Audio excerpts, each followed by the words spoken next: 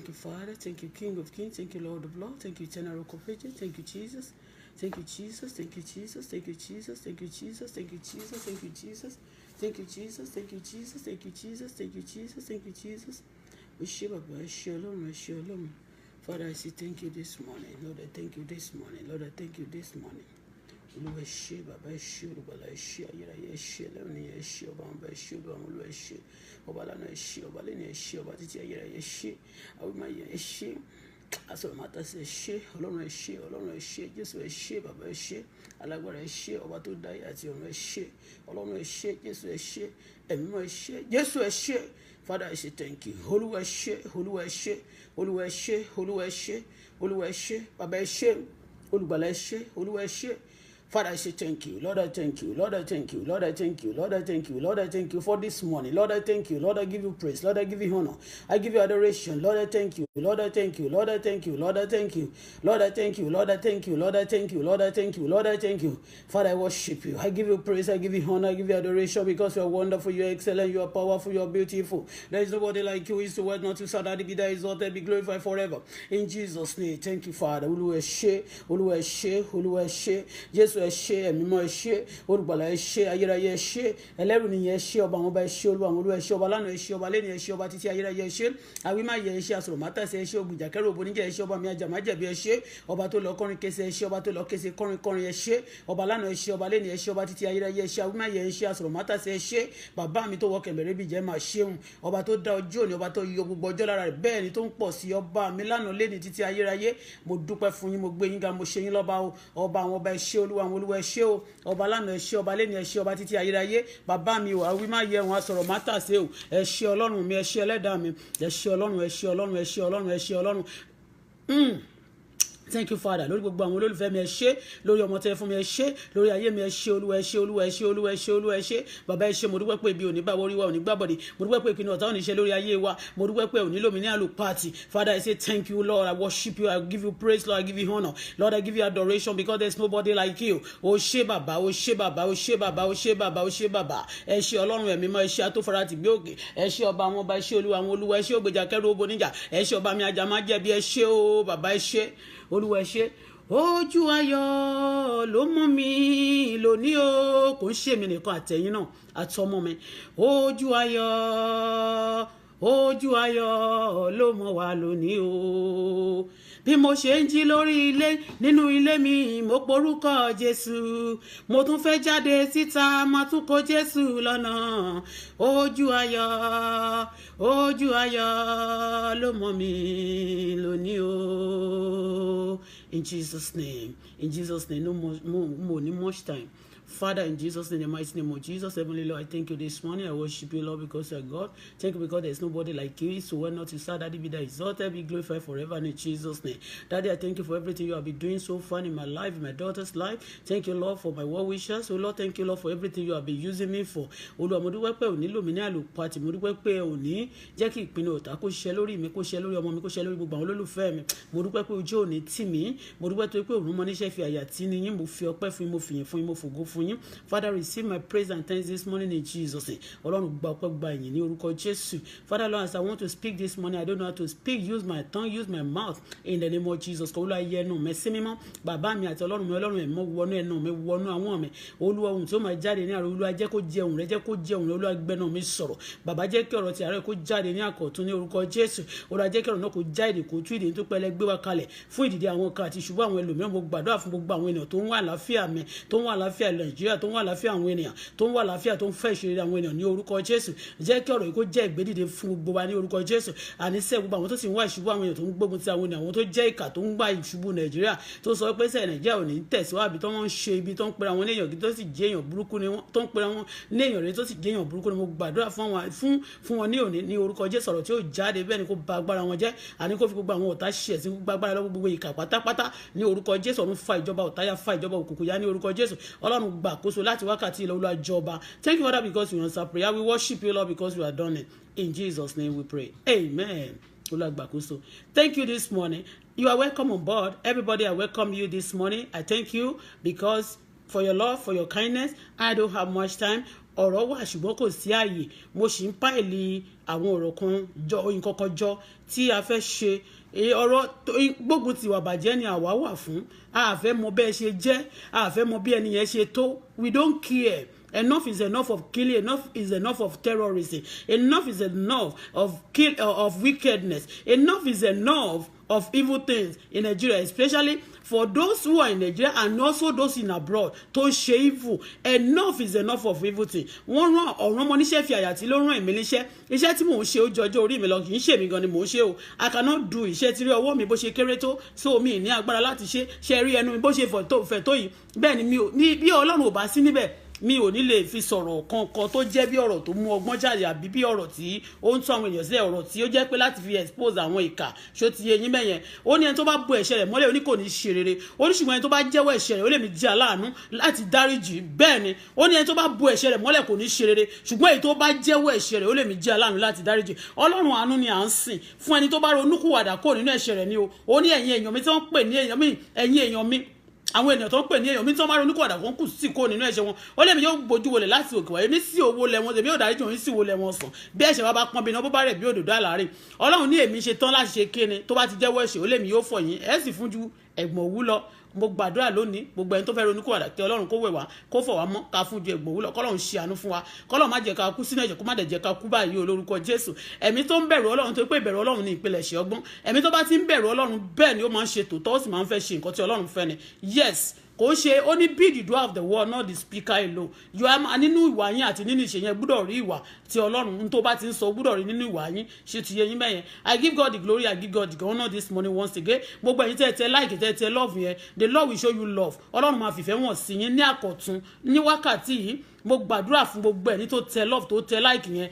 tó nífẹ̀ẹ́ mi tó ń tẹ like tó ń tẹ love yẹn lórí ọ̀rọ̀ yìí ní orúkọ Jésù the Lord will show you mercy the Lord will bless you you be the end of the day you will not ever live to the glory of God every plans of the enemy against your life the Lord destroyed any man or woman that is waging war against you the Lord raise his standard against such people the Lord will fight your battle the Lord will counterpart you to the realm of breakthrough. The Lord will supply your need this morning. The Lord will meet you. The Lord will bless you. The Lord will raise your head at the horn of, like horn of the unicorn. Níbi tí ẹ bá ti ń náwó gbogbo ẹ nínú ojú gbogbo ohun tí ọkàn yín fẹ́ ni Ọlọ́run yóò ṣe fún yín àyẹ̀wò tẹ fi ń tẹ láì tẹ fi ń tẹ lọ́ọ̀fù yẹn tẹ náà tó máa bá mi fi ṣí ẹ̀ lórúkọ Jésù ọwọ́ yẹn ẹ̀ ní fi gbọ́mọ sí ire lójú owó máa ń rí o lọ́wọ́ oríire lójú yín máa rí ire lẹ́ máa rí gbà ní gbogbo ọ̀nà ire lẹ́ máa rí gbà ní gbogbo ìgbà ire lẹ́ máa rí gbà ní gbogbo ààyè àníṣe ìbọn ta ìbànújẹ́ ní kọ́bọ̀ bí wọ́n pin lọ́fẹ̀ẹ́ kò ní kàn yín ẹ ò ní bá wọn rà bó lọ níwájú ẹ ò ní bá bó bọ̀ lẹ́yìn kò ní bá yín bó páàkì sẹ́gbẹ̀ẹ́ ẹ̀ mà ní jì sínú ẹ lórúkọ Jésù ẹ ò ní jì sí kò tọ̀ọ̀tá ọ̀tá ò ní tàn yín pa the Lord will give you brain the Lord will give you knowledge wisdom and understanding torí ọgbọ́n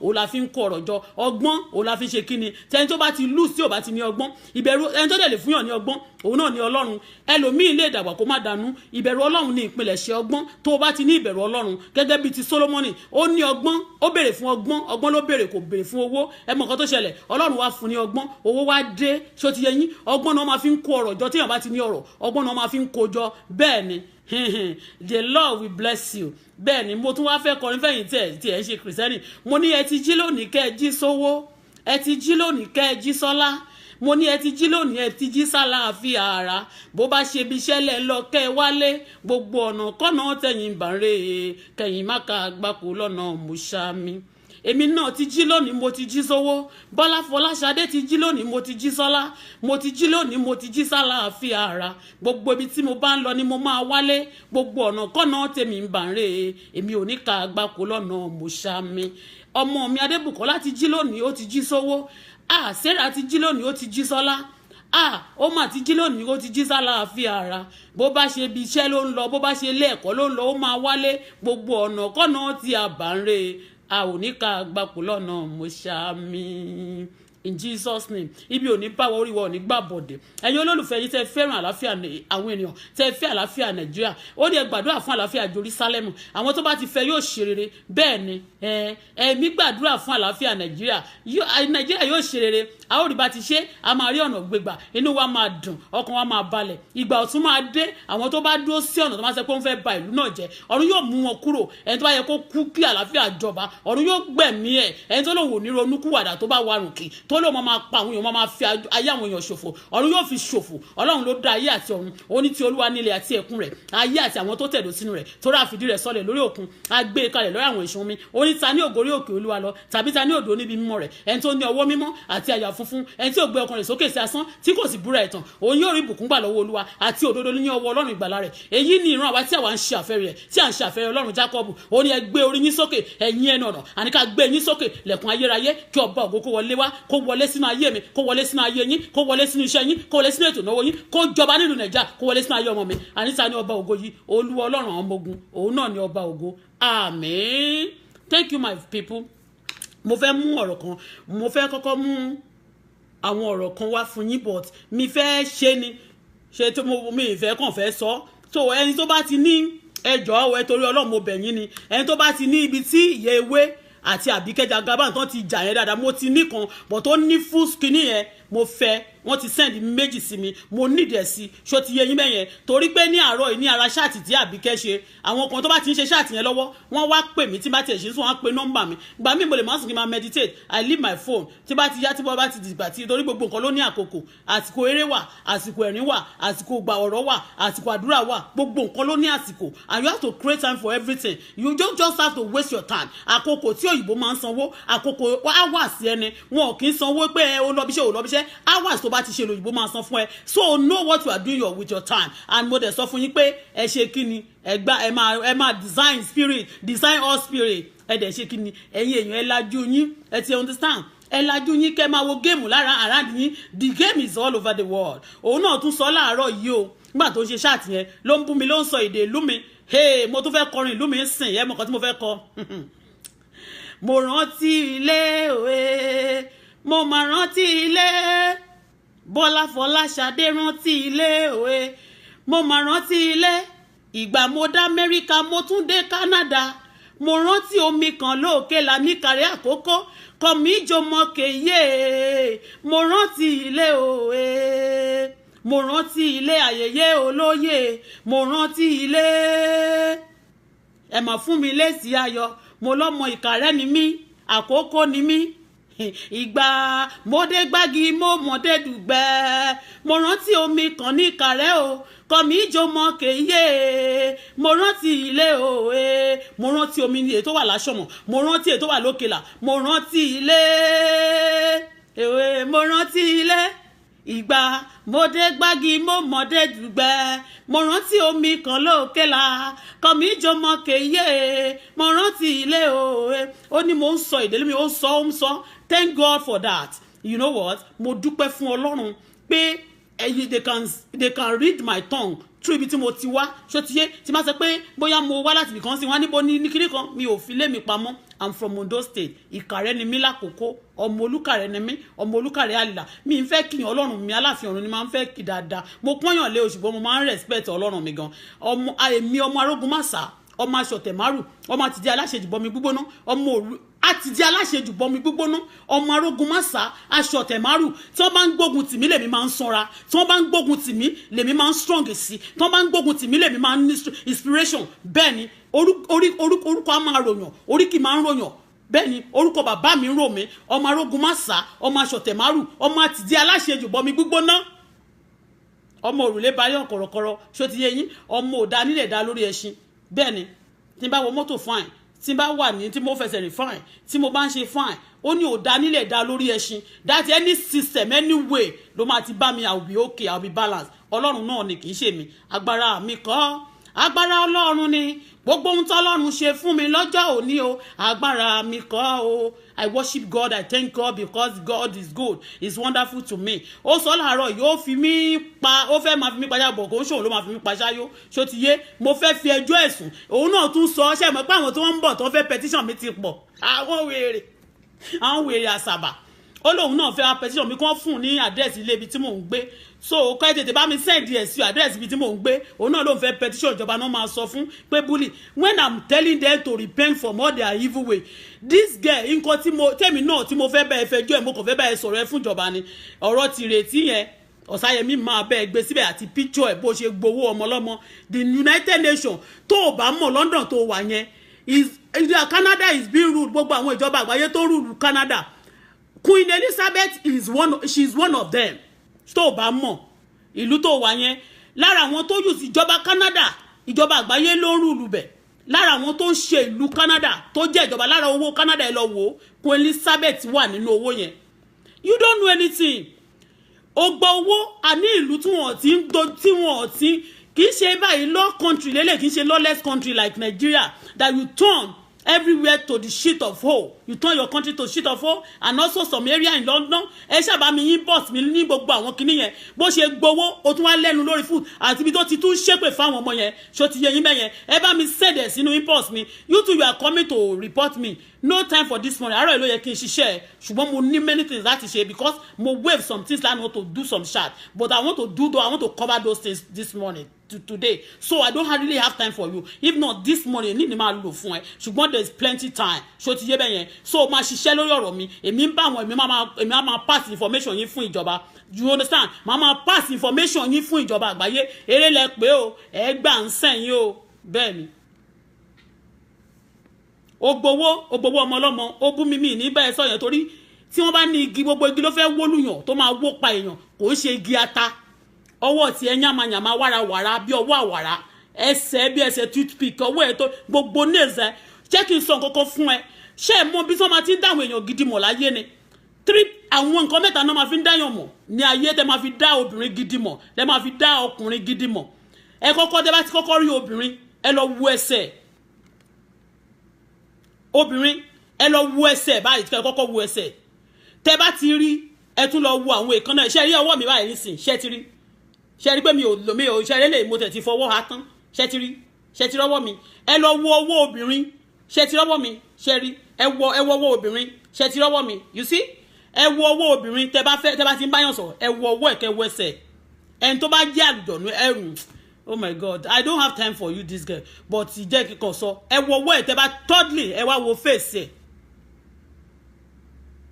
ẹ wá wo face ó wá síbí báyìí ó wá bú mi continue ṣòtìrí ẹ lọ wo owó ẹ̀kẹ́ wo ẹsẹ̀ ẹ lọ wo owó celebrity but mo fẹ́ sọ nǹkan kan fún yín ní àárọ̀ yìí kí n tó ṣe iṣẹ́ yẹn owó Ọ̀sáyẹmí yẹn kò ṣe pé o máa san nìkan ṣòtì gbọ́ ṣe ló máa ní problem wà ní problem you are in London you work you doing nothing only charity fake charity organization coming to the social media Àbíkẹ́ oníwọ̀ Tolúlọpẹ́ Gàbà òun gbowó lórí social media ó ní o ready láti join gbogbo yin yẹn náà mo fẹ́ pa ẹ ṣe sórí ìkànnì o sódà ní máa gé kélekèlé ó ní o ready láti join àjálẹ̀ group bẹ́ẹ̀ ṣe sọ nìyẹn ó wà lórí social media gbogbo yẹn mo ti ní gbogbo ẹ̀ lọ́wọ́ but mi ò ní time but ó máa take time gan ṣó ti yé bẹ́ẹ̀ yẹn òun gbowó òun gba charity owó lórí social media you come to social media to collect money and you live in London. What are you doing in London by the way?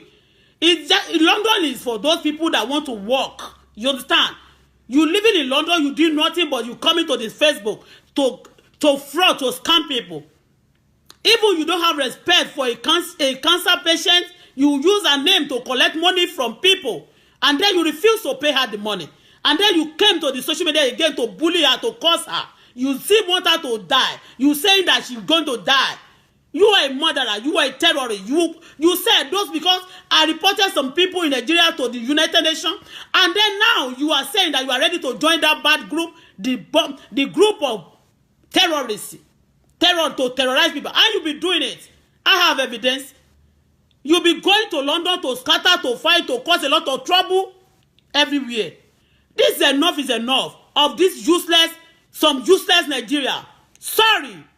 I'm not me o ko gbogbo Nigeria po o some useless Nigeria tó ń bojú Nigeria jẹ́ tí wọ́n borúkọ Nigeria jẹ́ tí wọ́n ba ye Nigeria jẹ́ tí wọ́n ba Nigeria jẹ́ they going abroad to spoil the name the reputation of Nigeria and also some of them in Nigeria doing evil killing. Enough is enough of killing. Enough is enough of terrorists. Enough is enough of scamming. Enough is enough of fraud. Enough is enough. You can't be going abroad, going around frauding people. You Tolúlọpẹ́ Gàbà call yourself AJ. Yaye, Abi. Yaye. All right. Okay. You have a team. You said you want to come to Canada to also, you are not coming. But you said they should get you my address of my house. That you are going to fight. You are going to do something. You have your boys and girls also in Canada. I'm going to play it now. Okay. But this chat is not even made for you. I'm coming for you. Not you. I'm coming to bring you all your secrets. All these evil things you are doing. I'm ready to leak all of you to the world. You Nigerians that do evil things in abroad and in Nigeria, I'm ready to leak you to the world. Okay? The world will know, will see everything you are doing. Nothing but the truth. I will not. Because you guys don't want me to say anything, that's why you calling the bully. You collecting people money, you costing people, but celebrity. Because I have to put it. And again, Tito, mo fẹ́ analyze àwọn picture tó fi ń ṣàkọ fún yín, ètò ní tó ń take picture ńbẹ̀ yẹn, tó ní celebrity, ó sọ láàárọ̀ yìí náà. Ó ní celebrity cannot be talking, celebrating my food. Selling the dirty. Selling the dirty and devil. Selling the devil and dirty ni ìwọ with the China made material. Oh really? I want celebrity. Wọ́n kì í fowó ya picture. Gbogbo bó ṣe ní kó máa wá yẹ ẹ̀yẹn. Wọ́n tàn ẹni yóò gbọ́ tí wọ́n sọ nínú ṣáàtì ẹ pé currency náà ni o, hard currency náà ni o, ẹ kó hard currency sílẹ̀, ẹ kó sílẹ̀, ó mọ̀ pé wọ́n fi ẹ ṣe ẹ̀yẹ náà ni. Ṣé o mọ̀ ni? Wọ́n gbé yín wá sí Nàìjíríà ní pé ọ̀rọ̀ ọmọ tẹ́ ẹ bú yẹn nígbà tẹ́ ti lè mẹ́nu bà tẹ́ tún ṣépè yẹn. Wọ́n gbé yín wá ní ọmọ náà dẹ̀ náà máa rán sínú bàbá yín tó jẹ́ bàbá àta tó ní kéwọ̀n náà òun náà lè pè kó pè yín wá. Mọ̀ pẹ̀ sílẹ̀ ṣe èmi tún analyse tiẹ̀ fún ẹ̀bọ̀ mi tí ráyè ti tiẹ̀ torí pé ó dàbí ẹgba orí ṣíwín ẹsẹ̀ yamayama ẹ máa láwarawara ọ̀warawara ẹ mọ kòkòrò kan báyìí tó máa ní ọwọ́ warawara bẹ́sẹ̀ ẹ ṣe rí bọ́wọ́ ẹ ṣe rí nìyẹn ó dà kánsà mùjẹ̀mùjẹ̀ ló ń ṣe ẹ́ olórí ibú kánsà ti di sí ẹ ó lè ó ṣépè fọmọ ọlọ́mọ ń jọ sí ọlọ́wọ́ warawara ẹlẹ́sẹ̀ warawara ẹ ló wẹ̀sẹ̀ àwọn yẹn ló máa jáde pé Àyìndé ò ní taste Àyìndé gbowó ẹsẹ̀ tó máa gbó tó ò kì í rí ò ríran irú àwọn yẹn ló máa bá sùn lọ ṣe test ẹ lọ ṣe mo fẹ́ mọ status ẹ gan Wàsíù Àyìndé kò ń ṣe tiẹ̀ lẹ́ni I want to know your status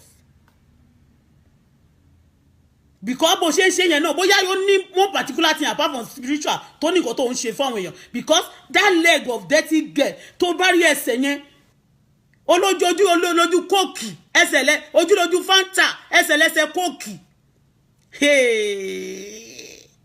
ẹ wo mọ́ ṣe rí pátápátá bí ẹ bọ́ra o Àbíkẹ́ Tolúlọpẹ́ Gàbà wo bó ṣe rí pátápátá bí ẹ bọ́ra o ọṣẹ tán fi ń bọ́ra lóòtún rọ̀ original lọ́ra rú ètí ìyàwó Àyìndé máa ń lò wọ́n ní ṣàǹṣàì ló máa ń tà fún wọn ọṣẹ tán fi ń bọ́ra ní sẹ́rẹ́kòdé ẹ̀wò òṣìrà alága òórùn ó clean ó dẹ̀tí ojú ẹ pupa ẹsẹ̀ dúdú yamayama bẹ́yẹn celebrity ó wá lọ dó sáàrin àwọn kan wọ́n fẹ́ fi ẹ̀ṣẹ̀ sí ní orí mọ́ ṣe ya fọ́tò fẹ́ wá gbé sí ẹ̀ fọ́tò yẹn wọ́n ló lọ́ ń fowó ra wọ́n ní face of ó ń ṣe face fún China wig kí lórúkọ kíní tó ṣe lónìí wọ́n san fún ẹ gbogbo àwọn tó ti gba face of kíní kan ìgbà tí Jennifer gbowó owó gidi náà san fún Michael Adenuga gbogbo àwọn tó ń ṣe face kankan olólùgbà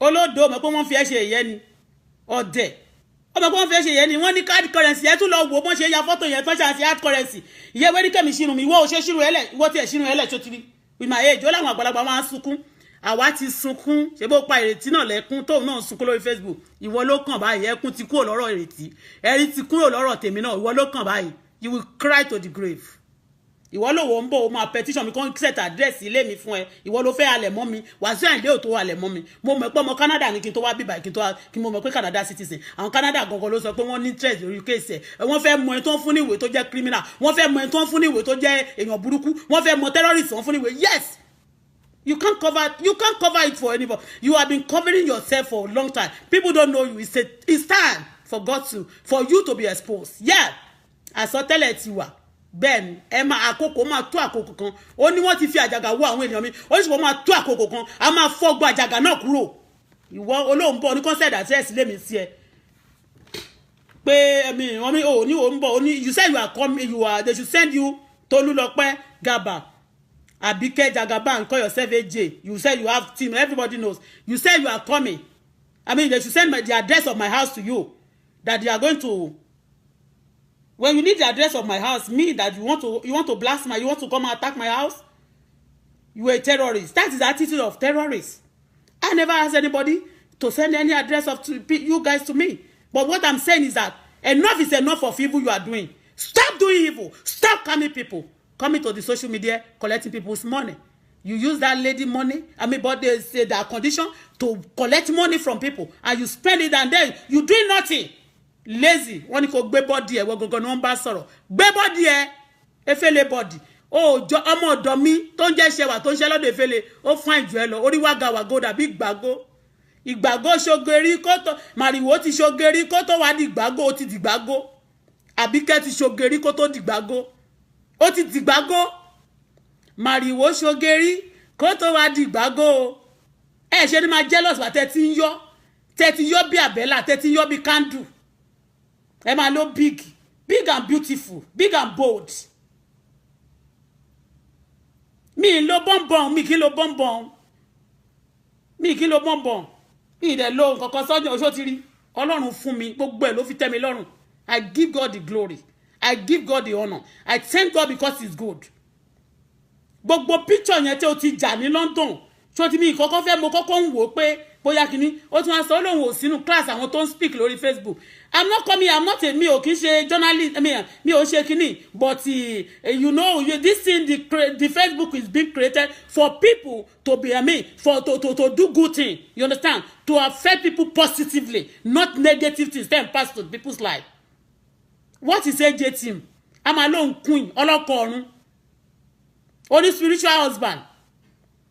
Ìgbà tí àràjì ti tẹ̀ sí lójú òun náà wá lọ gbẹ́nì kan pé ẹ meet ọkọ Facebook o ọkọ ọjọ́ kan bàbá ayé ìyẹn náà ló bàbá ayé ló bá gbé sórí kinní torí wọ́n ti gbé òun náà fẹ́ rò pé òun fẹ́ retaliate padà ó kàn ń ṣẹ̀sín ni ẹ ṣẹ̀ṣẹ̀ bẹ̀rẹ̀ fíìmù yín ni mo ló gùn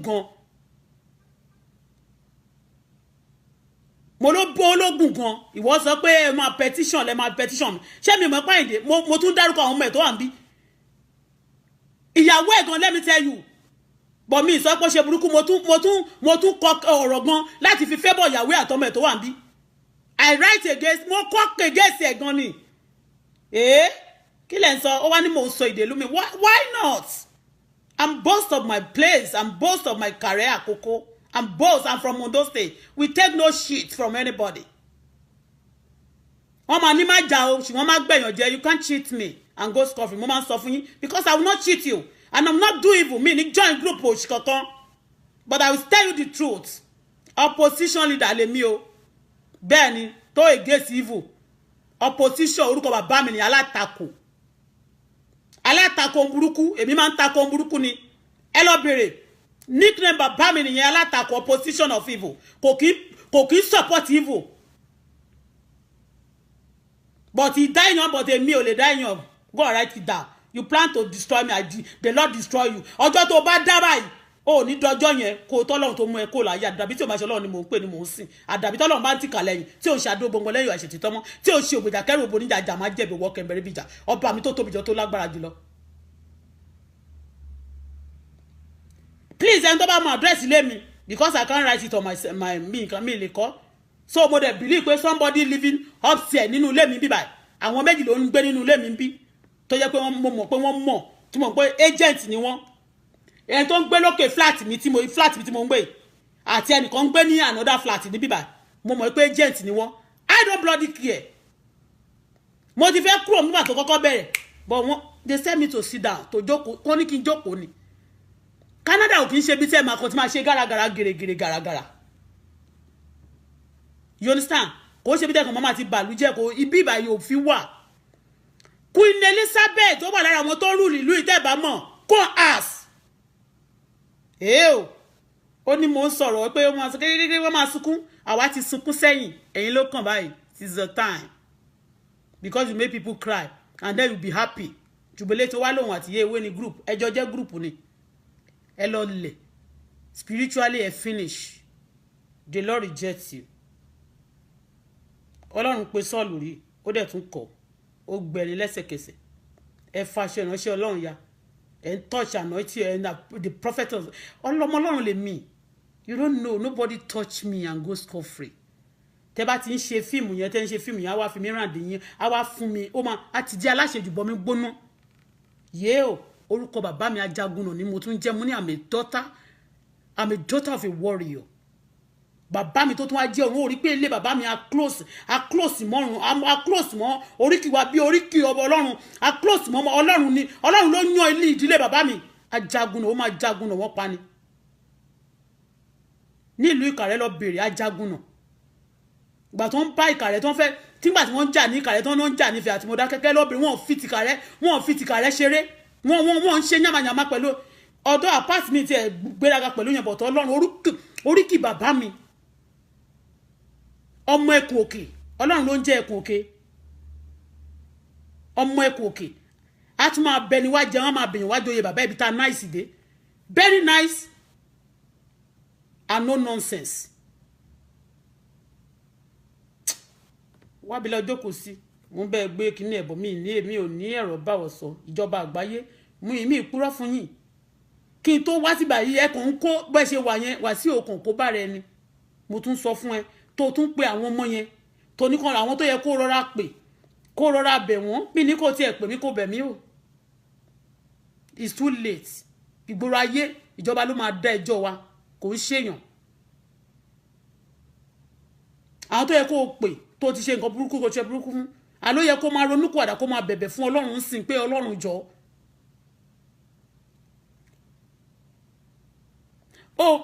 mi ìfẹ́ tú nǹkan kan fún ẹ I don't want to tell you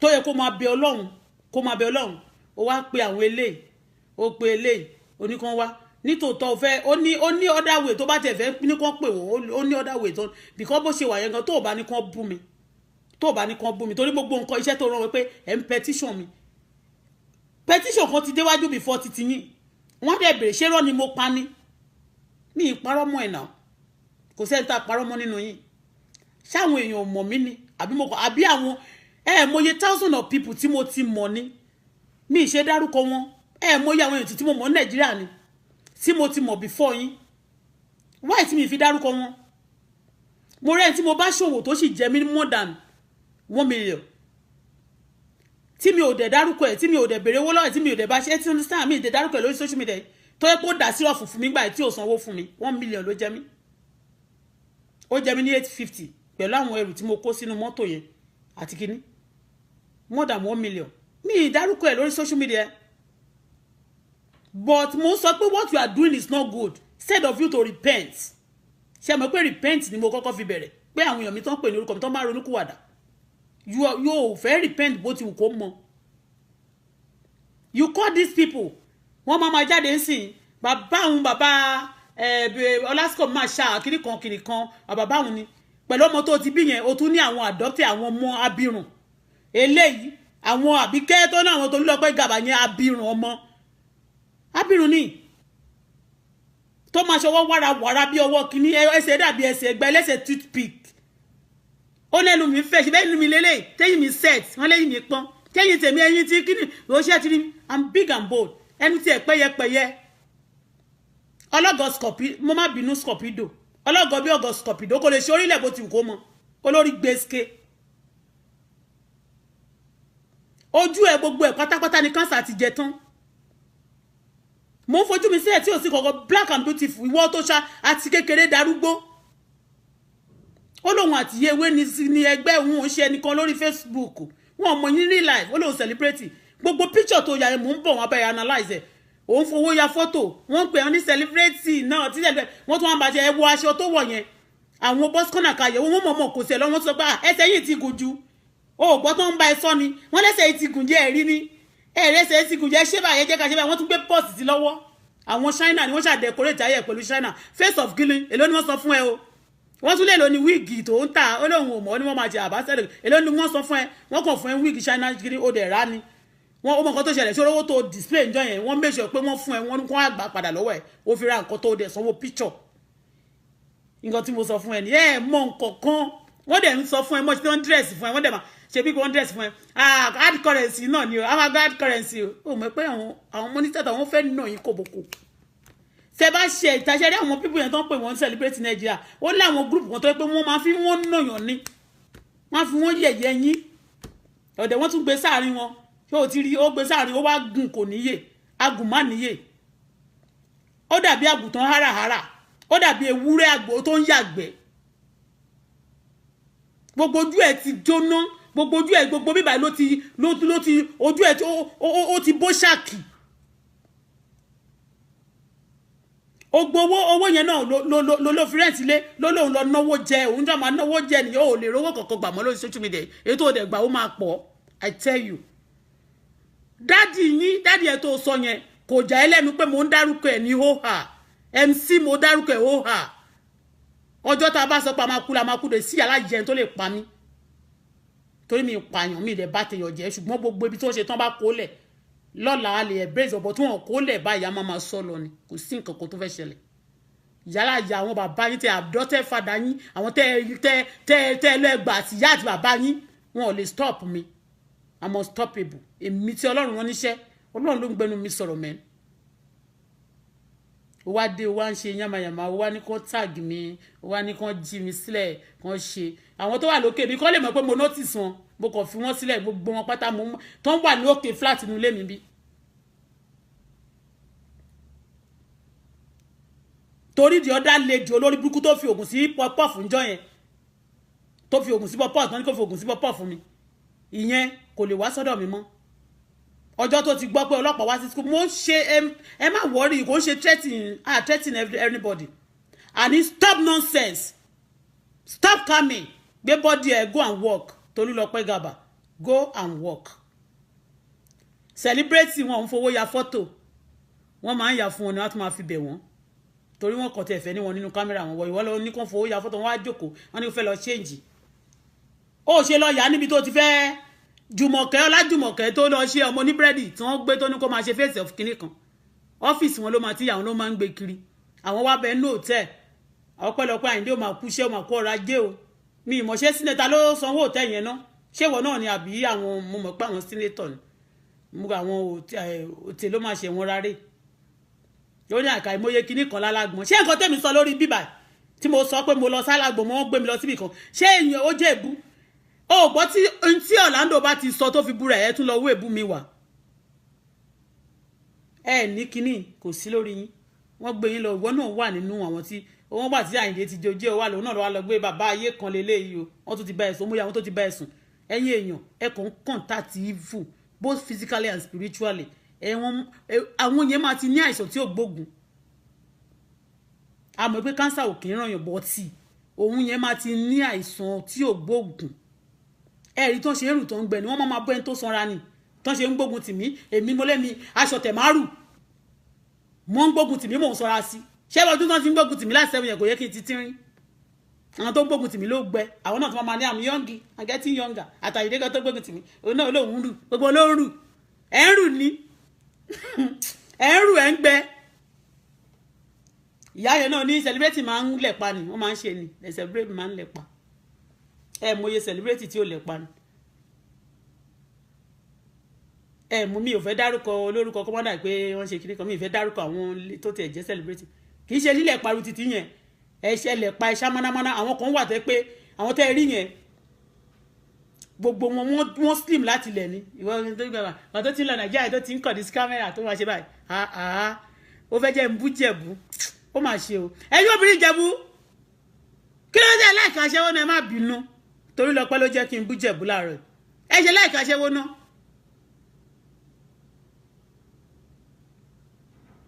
ẹ ṣe láìkí kẹ́kọ̀ọ́ máa ṣe kẹ́ máa sùn kiri mo tún bọ̀ tẹ́ bá gbé mú síbí ike ni wọ́n máa bẹ dànù spiritually bá bẹ̀rẹ̀ sí sọ pé ẹ fẹ́ gbé mú síbí wọ́n fẹ́ ṣe mo mọ̀ wọ́n níjẹ̀bọ̀dẹ̀ náà mọ́mọ́ṣe máa báyé wọn jẹ́ náà wọ́n kàn máa jẹ́ kán á máa dẹ́ ẹgbẹ́ òṣì orí burúkú sílẹ̀ òun náà lóun ti di celebrate wà lọ́dún sàárẹ̀ fún wọlé sẹ́lẹ̀ ó lọ fowó ya fọ́tò gbogbo owó tán fún ẹ tó ló lélẹ̀ yẹn ni ó ní kó wá gbà ẹ ti ra wíìgì ó ti tán wíìgì náà ló fi rà ó máa tó ké họ̀ fún fine for you ó dẹ̀ wá nírèyàn dáwó fún ẹ mọ́ torí mò ń bọ̀ gbogbo ẹ̀ la máa gbé wá síbí London tó wà yẹn àwọn tó ń ṣèjọba ìlú yìí Queen Elizabeth wà nù wọn. We are saying no to evil thing. Bully, killing. I'm not bullying you, telling you the truth. Nigeria that is doing evil. That is what I'm for. I'm not bullying. I'm not trained to be bullied. Yeah. Say no to evil things. Say no to scamming. Say no to fraud. Say no to killing. Say no to terrorists.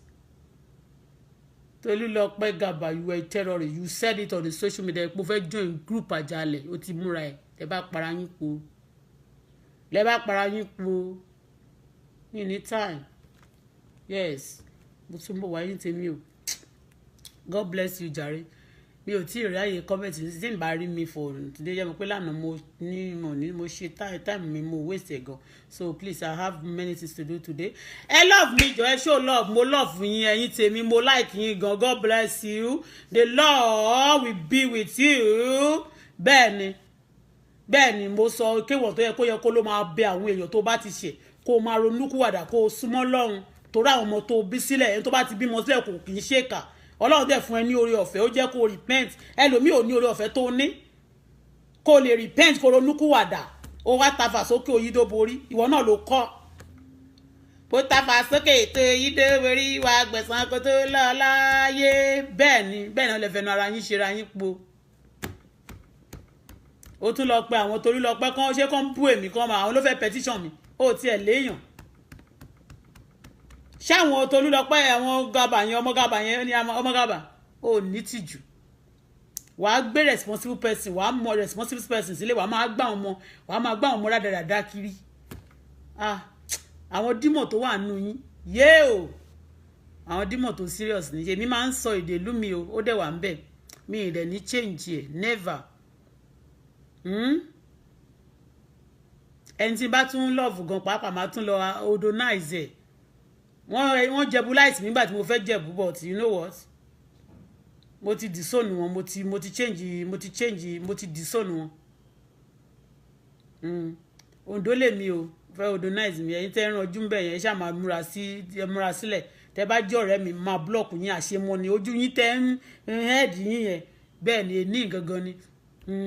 Tó bá ti ń show anything fún mi èní náà ni tó bá bú mi lẹ́nu ò lè bú mi lọ́la another set ló máa tó wá bú mi torí máa ò friend ẹ̀ ni máa ò friend ẹ̀ máa dẹ̀ block ẹ̀ dànù kò ní rí mọ́ bẹ́ẹ̀ ni àbí kó tún lọ gbé fèsì mi wá ó dẹ̀ máa bẹ̀bẹ̀ kí n tó hard ẹ̀ ni bẹ́ẹ̀ ni because I don't call for people to hard me or to me bẹ̀bẹ̀ lọ sọ pé àwọn èèyàn ló máa send boss mi pé ẹjọ́ ẹ hard wá fẹ́ wo program yẹn and mo dẹ̀ máa hard yan mi ò fi boast but tó bá wá tó tún wá ń bú mi tó bẹ̀bẹ̀ pé kí n hard ẹ tí mo hard ẹ tó tún wá ń bú mi tó ń fẹ́ sí kíní fún mi máa block ẹ dànù èso ti yé ẹ̀yin èèyàn tèmi ẹ ṣe dáadáa ẹ jẹ́ àwa àlàáfíà Nàìjíríà ẹ jẹ́ àwa àlàáfíà ara wa ẹ yé ṣe nǹkan burúkú o ẹ jọ̀ọ́ ẹ má join bad gang o ẹ jọ̀ọ́ Ọlọ́run á máa ṣàánú fún yín o I love you my people I love you so much I love you so much you be the head not the tail you let your nation you not borrow bílù Nàìjíríà tù kò lè tó kò máa nílé mẹ́yìn o ọ̀nà òní dímọ̀ yín torí wọ́n fẹ́ dí ọ̀nà mọ́ mi kí n má lè lọ lóyìnbó mọ́ ṣùgbọ́n Ọlọ́run òjò ṣe é ṣe Ọlọ́run tó ṣílẹ̀kùn ọjọ́ òní tó dá gbogbo ayọ̀ tó dá ohun gbogbo tó mọ̀ lè ṣe ohun gbogbo yóò ṣe gbogbo ohun tó ọkàn yín fẹ́ fún yín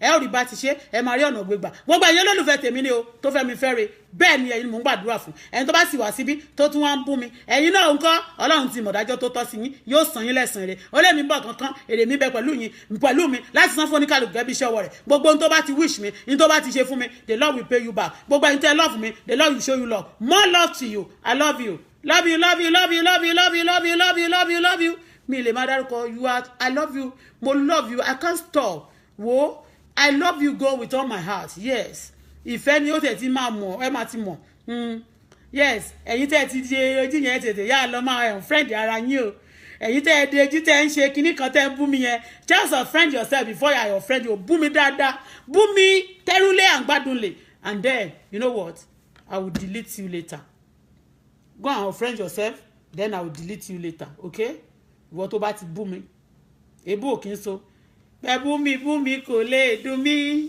èébú tẹ́ ẹ bú wá yẹ̀yẹ́ yín o aláyọ̀nù sọ gbogbo yín aláyọ̀nù sọ ẹ̀yà mú kọ́kọ́rọ́ kẹ́tìlẹ̀kùn ẹnu ṣọ́bọ́lọ́ bí ẹnu Tolúlọpẹ́ Gàbà ẹ̀mẹ̀gbẹ́ yín kẹ́jòkó jẹ́ o ẹ̀mẹ̀gbẹ́ yín kẹ́jòkó jẹ́ o bẹ́ẹ̀ ni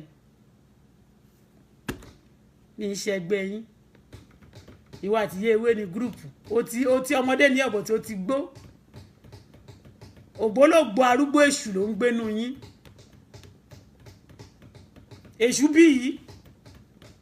bí ọmọ orí Facebook àwọn sẹ̀líìbù orí Facebook wọ́n sọ fún yín Nàìjíríà celeb orí Facebook wọ́n mọ̀ mí rí live mi dẹ̀ lémi jẹ́ celeb o but Ọlọ́run mọ̀ celebrity for Jesus ni an ambassador for Christ ẹ̀yin lẹ fẹ́ mọ̀yàn àwa mọ Ọlọ́run tó mọ gbogbo èèyàn tó dá gbogbo èèyàn kò sí tọ́lọ́run ò lè ṣe fún wa ó dẹ̀ ti ń ṣe ẹ kó sí lẹ́ẹ̀kẹ́ gbọ́ Ọlọ́run gbọ́ ẹ kó ranú lẹ́ẹ̀kẹ́ fọkàn yín kẹ́ fàyè yín fọlọ́run ẹyẹ máa kílíṣì kiri wọn ò lè dárúkọ bàbá wọn òmúlẹ̀mí ọmọ jagun náà wọn máa pe bàbá oníbàbá ń bọ̀ lórí ọ̀rọ̀ yín àti ìfìyín lọ́rùn lẹ̀ bàbá oníbàbá tẹ́ ẹ bá sọ fáwọn ọmọ yín kan straight lórí wọn kàn máa kó bẹ́ẹ̀ ni ẹnà ẹ ní ilé kan àwọn ọmọ àjọbẹ̀ tó wọn àbẹ̀sẹ̀ àwọn náà kọ́ ilé gogoro ṣé ilé yín ṣe White House ní Canada ilé tí èlé ni ọmọ tí ò bá rí nǹkan rí á máa jẹ wọ́n léjù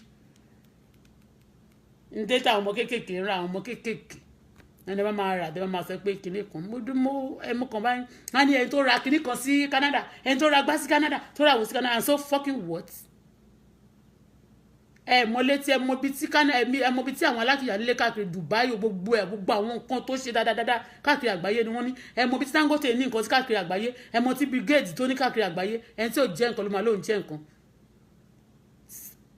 celebrity tí ò ṣiṣẹ́ ẹ lọ wá ṣẹ́ṣe òṣìpàlàbà ṣìpàbò pàbò Tolúlọpẹ́ wá ṣẹ́ṣe ọmọ Gàbà wá ṣẹ́ṣe ọ̀lẹ́ tó wà ní àdúgbò ẹni tó bá wà ládùúgbò Tolúlọpẹ́ Gàbà ẹ̀yà tètè dárin fún wọn torí Wàsíù ló ń rè ní òun ni wọ́n ń play lèmi náà ṣe ń bá wọn play o òṣìpàlàbà ṣìpàbò pàbò Tolúgàbà wá ṣẹ́ṣe ọ̀lẹ́ tó bá wà ní àdúgbò ẹ̀yà tètè dárin fún wọn ṣìpàlàbà ṣìpàbò pàbò Tolúlọpẹ́ Gàbà wá ṣẹ́ṣe ọ̀lẹ́ mara fuck and pay no be love banangida no be marriage agbesun girl go to hell stop nonsense ẹ̀yin tèmi mo love yín jàre clap for yourself ẹ̀yin tèmi èmi ni mama wá ẹ̀yin ni mama bá see you again ẹ jọ̀ọ́ gbogbo tó bá ti ṣe gbogbo tí mo bèrè fún ẹ bá mi store sí bí owó tó gbà lọ́wọ́ ọmọ yẹn ìjọba àgbáyé máa dá sí kò ní dá fún yín ẹ máa gbogbo owó tó wá máa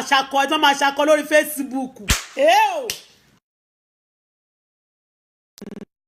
ẹ kò ní olóhùn pè mí kò ní dá fún ẹ òfò ló máa ṣe dàníwọ́ tó flag mi ẹ ìjọba àgbáyé máa dá sí bú mi dáadáa ẹ bú mi kẹfì you know what you have a lot of fake profile using that to bully people terrorists eré lẹ pé Nigerian practice terrorist àti dárúkọ lórí yín ó dẹ̀ ti gbé síta gbangba láyé pé you went to join Ajale group okay now we shall see you need the address of my house you say they should send it to you okay now Yemisi Ariyo send my address to them as you used to say you are part of them I know ìwọ tó wà lókè bí mi mọ nǹkan tó ń jẹ́ for you to know that àmì mi náà ń wò yín ìjọba ń wò yín àgbáyé ń wò yín ìgboro ayé ń wò ó love you guys ẹ̀yin tèmi see you ẹ jẹ́ lọ ṣe nǹkan tí mo fẹ́ ṣe àwa ní agbébọ́dì wa a ní ìtàn ṣe ìtọ́lọ̀ ti ṣe kò ní bàjẹ́ àtúnṣe sí Ọlọ́run á dẹ̀ máa gbọ́ tiwa